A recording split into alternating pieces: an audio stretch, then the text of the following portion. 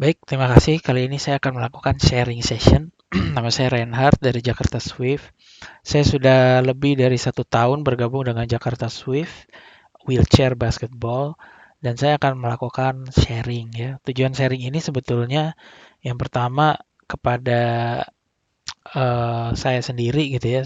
Saya ingin menyampaikan apa saja yang sudah saya pelajari dan kalau misalnya ada masukan, ada perbaikan dari teman-teman sekalian dari coach. Saya welcome sekali. Saya ingin mendapatkan masukan tersebut. Apakah yang saya pahami ini sudah betul gitu ya. Kemudian yang kedua kepada teman-teman yang sudah bergabung dengan Jakarta Swift sejak lama, mungkin sharing session ini akan bermanfaat sebagai reminder gitu ya bahwa kita sudah mempelajari ini semua.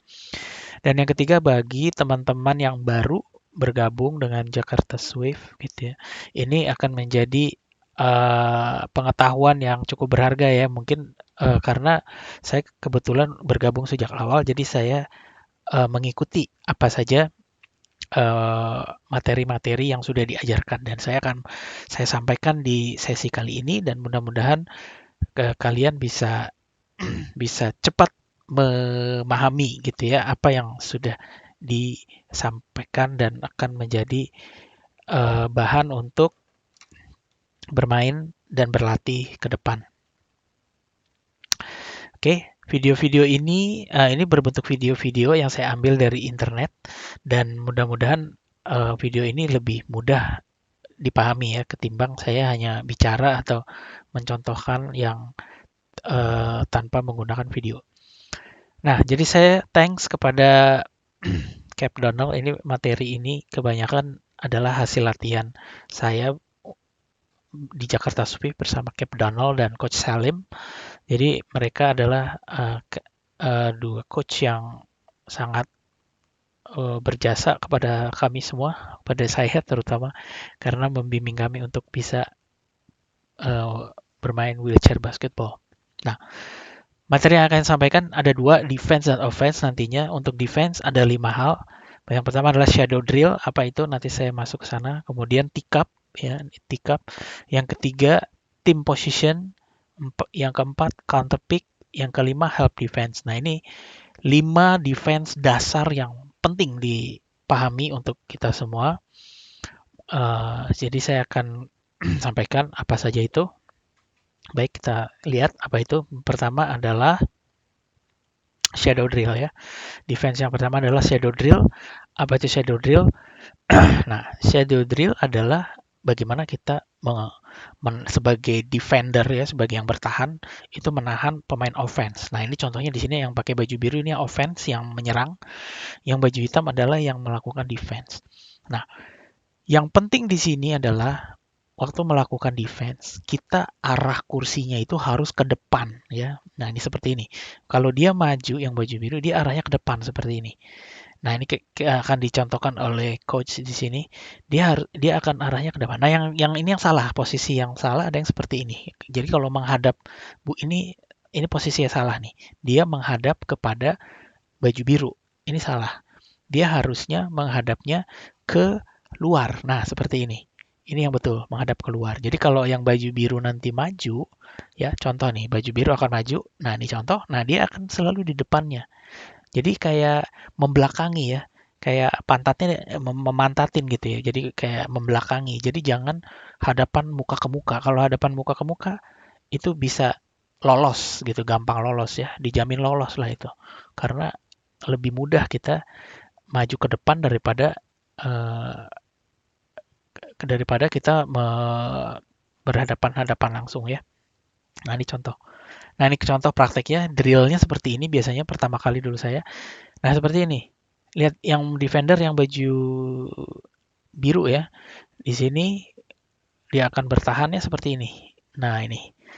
Jadi dia membelakangi ya, karena dia harus ikutin terus arahnya kemana, membelakangi. Jangan jangan hadapin face to face, jangan muka ke muka. Jadi membelakangi. Dan yang ditahan adalah eh, apa bannya ya. Ini namanya rim ya, bannya ketemu dengan bumpernya si yang bertahan. Jadi selain kalau kalau madepan itu, kalau bumper ketemu bumper itu fall, tapi juga jadi yang betul adalah supaya kita nggak fall, kita harus menahan itu menggunakan roda. Jangan menahan menggunakan bumper gitu ya. Nah, seperti ini. Kita lihat sedikit ya. Nah, lihat nih. Lihat nih, begitu jatuh dia ditahannya menggunakan roda. Lihat tuh, menggunakan roda ya, bukan menggunakan bumper. Nah, seperti itu. Kita lihat lagi. Nah, ini contoh. Lihat menggunakan roda ya menahannya, bukan menggunakan bumper ya menahan dia majunya itu ya. Kalau menggunakan bumper itu fall.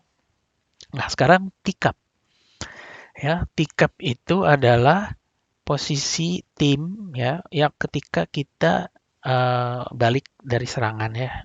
Kita melakukan rebound. Nah, kita lihat tikap pertama isi yang di tengah, kemudian yang kiri dan kanan, kemudian kalau pemain yang terakhir datang itu masuk ke tengah-tengahnya yang kedua sama yang ketiga di tengah sini ya. Nah, kepala ya apa pemain tengah itu menghadap ke arah bola. Nah, ini contohnya di bolanya datangnya dari kiri ya. Kalau dari kiri, pemain tengahnya menghadap ke kiri. Nah, ini seperti ini contoh ya. Jadi siap-siap, kemudian kita tinggal menunggu posisi pemain yang menyerang itu satu persatu kita tahan sesuai posisi kita masing-masing. Yang paling kiri menjaga yang paling kiri, yang kedua menjaga yang kedua, yang tengah kemudian berikutnya. Nah, ini contoh lagi ya. Bolanya ada di sebelah kiri, lihat yang pemain tengah dulu sampai yang pertama datang harus ke tengah, yang kedua harus ke kiri, yang ke kanan, terus yang terakhir itu nyelip di tengah ya, bukan keluar tapi nyelip di tengah yang bagian luarnya langsung mendor ke ke arah luar nih seperti contoh ini. Nah, ini ke tengah lihat yang kedua, yang terakhir datang. Yang terakhir datang yang ini dia ke tengah. Terus yang ini yang paling kanan langsung kasih tempat, kasih space, kasih ruang. Yang kiri juga kasih ruang supaya yang terakhir datang itu bisa masuk di tengah. Yang paling pertama posisinya paling tengah. Dan kepalanya menghadap kepada bola. Bolanya sebelah kiri, maka kita semua menghadap ke sebelah kiri. Ya, seperti ini. Jadi ini 3 sebelah kiri, yang 2 sebelah kanan menghadap ke kanan. Seperti ini. Ya, yang menghadap nih maksudnya menghadap kursinya ya, tapi kepalanya tetap menghadap ke bola. Ya, atau penghadap. Nah, jadi si tikap ini posisinya adalah di 3 point line, di garis 3 point seperti ini. Ya, jangan di luar tapi pas di 3 point line. Ini posisi paling optimal. Kemudian bisa juga ada 2 jenis ya, ada yang di ada yang di tikapnya di luar, terus ada yang tikapnya di dalam. Jadi misalnya di luar keyhole tapi masih di dalam 3 point line. Nah, itu ada 2 variasi. Kita sesuai situasinya, tapi umumnya adalah tikap di 3 point line seperti ini. Itu tikap tadi. Nah, selanjutnya setelah tikap ya, posisi tikap. Jadi kita udah paham ya posisi tikap yang optimal. Nah, sekarang setelah pemain defender datang, apa yang dilakukan? Nah, kita cari pasangannya masing-masing ini ya. Contoh yang kita defense itu yang baju putih. Kita cari pasangan seperti ini. Kemudian kita lihat pemain-pemainnya yang pada kemana. Umumnya pemain offense itu akan membentuk uh, formasi seperti ini.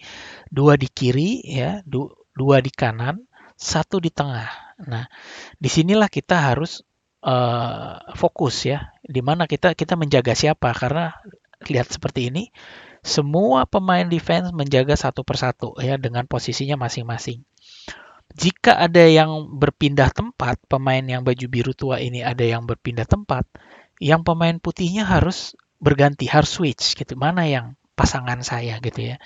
Jadi ini harus konsentrasi nih, mana pasangan saya, jangan jangan nggak ngerti. Jadi kita harus lihat komunikasi dengan teman kita. Kamu jaga siapa, saya jaga siapa.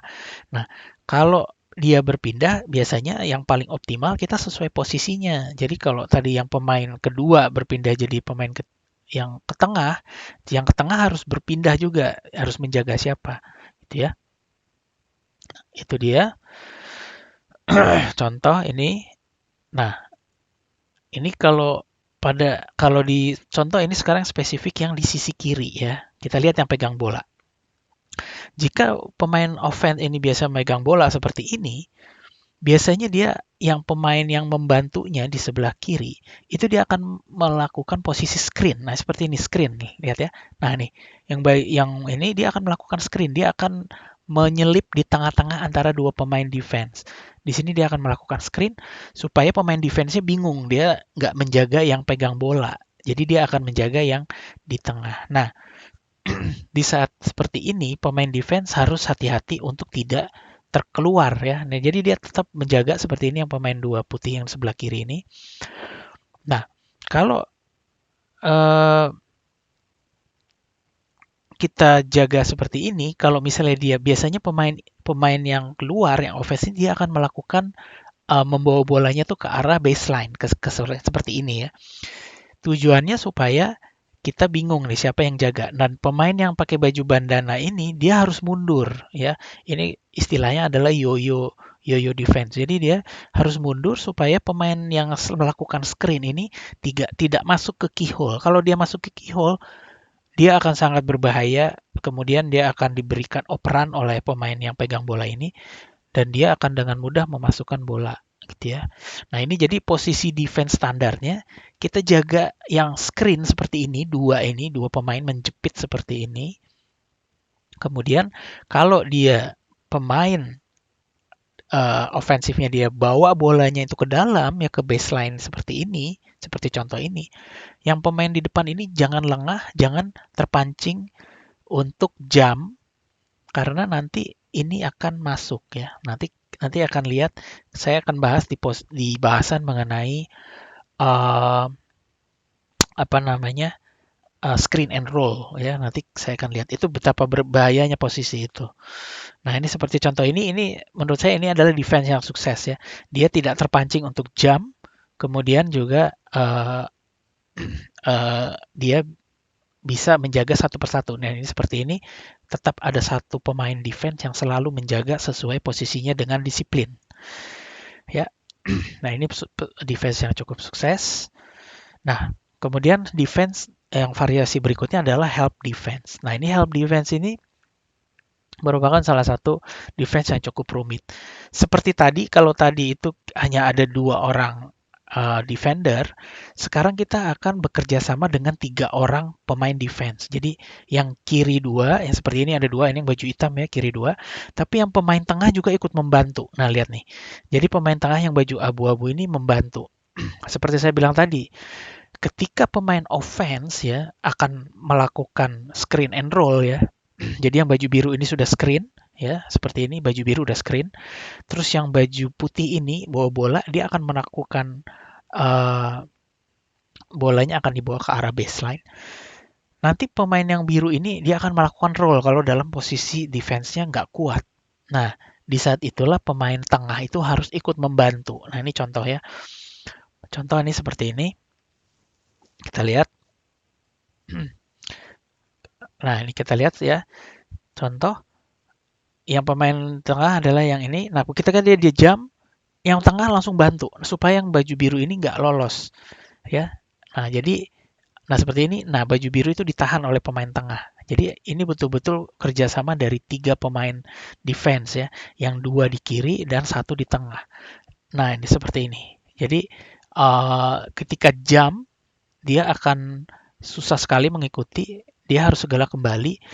Nah, tapi harus beradu cepat dengan yang baju biru supaya dia tidak keburu masuk dan melakukan roll sehingga mendapatkan posisi yang berbahaya. Nah, kenapa screen and roll ini berbahaya? Nanti saya akan lihat di bahasan materi mengenai offense ya. Nah, untuk sampai saat ini, begini sistem help defense, kerjasama 3 orang defender untuk menahan posisi. Nah, berikutnya adalah defense teknik counter pick. Nah, pick itu apa? Nah, nanti saya akan bahas juga di mengenai offense. Pick itu adalah ketika ada pemain musuh yang datang ya untuk membantu pemain yang ditahan gitu ya. Nah, ini seperti contoh berikut ini ya. Ini ada yang bawa bola yang sebelah kanan ya. Nah, tapi dia dijaga oleh nomor 10 ini yang baju hitam. Nah, di sini ada yang baju merah, temannya itu dia akan membantu yang baju merah karena ditahan oleh baju hitam. Itu disebutnya pick ya. Jadi akan membantu dengan cara menahan yang orang yang defender yang baju hitam ini nomor 10. Nah, kita lihat bagaimana dia akan melakukan pick dan bagaimana kita sebagai ini saya akan cerita ya si baju nomor 10 ini yang baju hitam ya. Bagaimana dia menangkis itu ya, menangkal defender picknya itu. Kita lihat. Nah, ini akan di-pick. Nah, tapi dia si baju putih ini dia tidak karena dia tahu dia akan di-pick, dia tidak menjaga yang bawa bola lagi, tapi dia justru akan meng-counter, dia akan melawan yang baju merah yang akan mem-pick ini. Lihat. Nah, akhirnya dia berada di posisi dia menjaga yang tadi akan mem-pick dia gitu ya. Jadi dia tidak stuck, tidak menjaga terus yang bawa bola, tapi dia berubah. Jadi konsentrasinya harus dua. Saya jaga yang bawa bola, tapi kalau ada yang mau datang, mau melakukan pick, saya harus balik arah, saya harus ganti, justru saya harus menjaga orang yang akan mempick saya supaya posisinya tidak berubah, jadinya menguntungkan yang menyerang ya seperti ini. Nah, dia akhirnya berubah jadi menjaga seperti ini ya. Saya rewind sedikit lagi contoh ya. Nah, ini tadi contoh. Ups. Nah, ini contoh. Ketika akan di-pick, nah dia langsung pindah ya, seperti ini. Nah, itu adalah berarti dia aware, dia tahu bahwa ada yang datang, jadi dia jangan lagi jaga yang bawa bola tapi jaga yang ini karena defender harus selalu di dalam ya, jangan nggak boleh kalau sampai dia di luar maka akan menjadi posisinya menjadi tidak menguntungkan, posisinya akan lemah dan akan mudah dikalahkan. Jadi itu counter pick ya, jadi kalau ada yang pick kita harus waspada melakukan counter pick. Itu counter pick. Nah, berikutnya, jadi sudah selesai materi defense tadi ada 5, shadow drill, tick up, team position, counter pick, dan help defense. Ya, tadi counter pick yang terakhir, ini urutan kebalik. Nah, berikutnya saya akan menjelaskan mengenai offense. Nah, ini offense ini bagaimana sih? Nah, offense di sini saya menjelaskan 4 hal. Bagaimana posisi offense yang bagus, kemudian posisi pick and roll, ya bagi apa itu pick and roll, menyerang dengan pick and roll, kemudian menyerang dengan screen and roll, dan keempat adalah menyerang dengan seal, ya offense dengan seal. Oke, mari kita lihat bersama-sama. Yang pertama adalah team position. Gimana sih posisi tim, ya? Posisi tim, nah ini kita lihat posisi timnya yang melakukan offense sekarang yang baju putih ya, kita lihat. Nah, ini adalah posisi offense yang paling optimal. 2 di kiri, 2 di kanan, 1 di tengah. Kadang-kadang kita lupa. Ada yang ngumpul semua di kiri atau berkumpul semua di kanan, di tengahnya kosong, itu posisi yang kurang optimal ya. Jadi harus 2 di kiri, 2 di kanan, 1 di tengah seperti ini. Kemudian posisinya juga jangan merangsek ke tengah, jangan berkumpul di dalam keyhole sehingga padat di tengah. Kita harus bikin space, kita bikin ruangan ya. Bikin ruangannya supaya kita ada ruang untuk saling oper gitu ya. Karena saling mengoper itu penting karena akan membuat defense itu akan menjadi bingung. Dia akan menjadi karena defense itu konsentrasinya ada 2. Dia harus konsentrasi dengan orang dan juga dia harus konsentrasi di mana posisi bola. Nah, dengan bolanya kita oper-oper ya seperti ini ya. Bolanya kita oper, kita bawa, kemudian kita oper-oper di luar. Nah, seperti ini yang akan membuat posisi defense itu menjadi bingung gitu ya. Nah, seperti ini. Dan satu lagi yang perlu kita lihat di sini adalah kita betul-betul menjaga posisi itu supaya terisi ya, 2 di kiri, 2 kanan, 1 di tengah. Contohnya seperti ini. Misalnya habis kita lihat yang pemain ini yang di tengah. Yang di tengah dia ke sebelah kiri langsung. Nah, setelah ke sebelah kiri, yang pemain sebelah kiri langsung bergantian, dia langsung ke posisi tengah. Karena dia tahu temennya sudah ke kiri, maka saya harus mengisi posisi tengah. Jadi satu tim harus selalu siapa yang di kiri, siapa yang di kanan, siapa yang di tengah. Jangan jangan mikirin diri sendiri bahwa saya akhirnya nggak lihat bahwa tengahnya kosong, nggak diisi gitu ya. Nah, dengan kita saling komunikasi dan mengetahui, selalu posisinya begini, dua di kiri, satu di tengah, dua di kanan. Nah, kemudian space juga penting. Kita lihat di sini ya.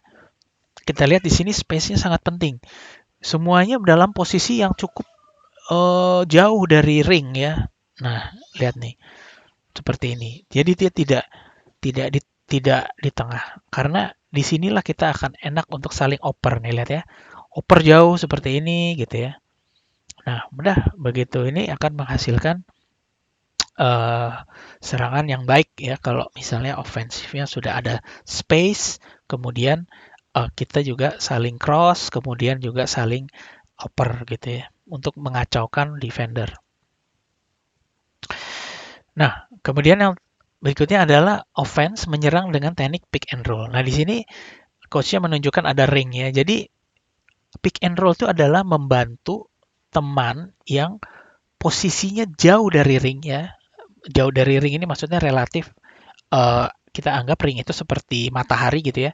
Jauh dari ring itu adalah kalau kita bumi, planet bumi gitu, mana yang lebih jauh dari ring.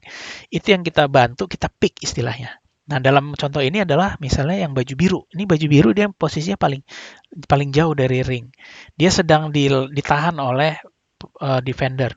Nah, dia yang harus dibantu oleh temannya ya, lihat nih. Jadi yang harus membantu temannya yang baju abu karena dia itu melihat ini yang harus dibantu. Nah, dia harus melakukan pick. Nah, pick itu seperti dalam bahasa Indonesia seperti menjemput ya, kita jemput dia supaya dia terbebas karena dia sekarang lagi ditahan sama yang baju hitam ini musuhnya. Nah, ini kita jemput seperti ini. Ingat seperti di awal tadi rodanya menahan bempernya yang ini dan dia akan terbebas, yang baju biru akan terbebas dan kalau misalnya defender tadi yang baju abu dia akhirnya menahan yang baju biru dengan posisi ini yang baju abu akan menguntungkan. Kita lihat baju yang abu-abu ini akan terbebas dan dia siap menerima bola ya.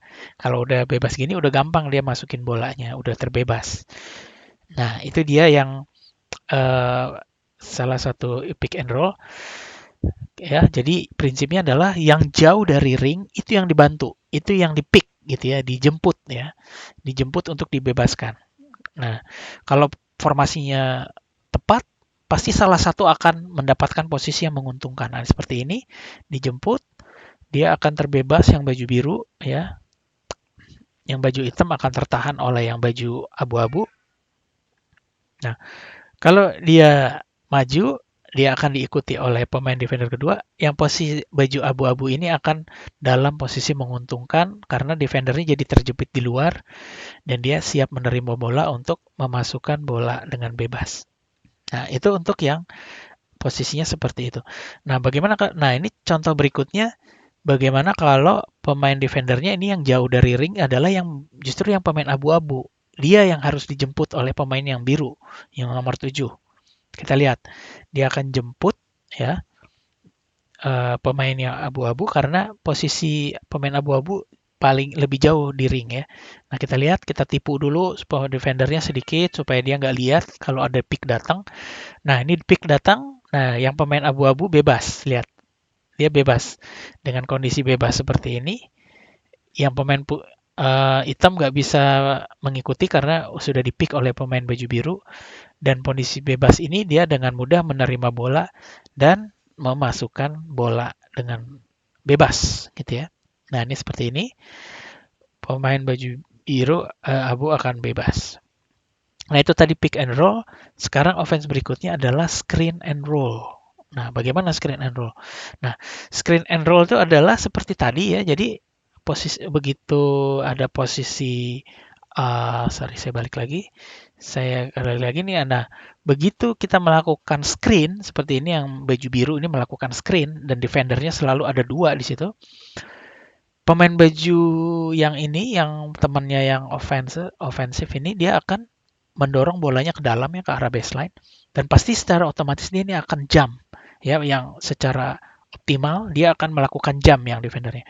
Kalau sudah melakukan jump, posisinya akan terbuka buat yang baju biru nih, seperti ini. Ketika dia melihat posisinya terbuka, dia langsung masuk ke dalam keyhole ya, ke dalam key ya, sorry.